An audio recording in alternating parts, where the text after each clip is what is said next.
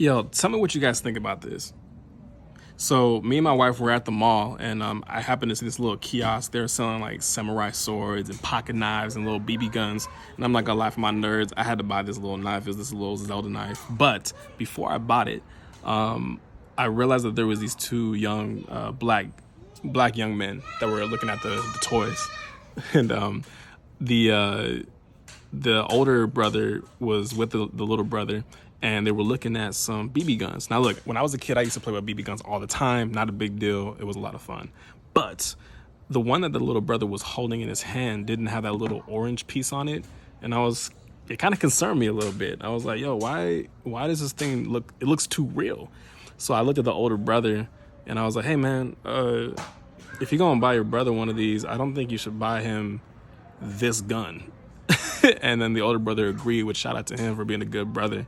He was like, yeah, I think he's right. We probably shouldn't buy that. Like, we just don't live in the kind of world where kids can play with toys and not get shot themselves, unfortunately.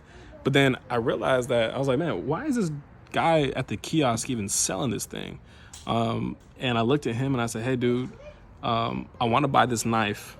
I like this knife, but I'll make you a deal. I'll buy it if you take this gun off of display, because I don't think that you should be selling these guns to these little kids. And he agreed, which shout out to him too. He said, you know what? I didn't even realize there was an orange piece missing off of this toy.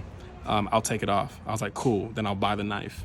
I'm only bringing up this story just to say that in that whole situation with all of us there, with the kiosk guy, the brothers, and myself, we have to look out for each other, because we don't live in the world where we can do that kind of thing anymore, where kids can play like that, and especially little black kids running around with these toy guns. And I think all of us in that moment had each other's back.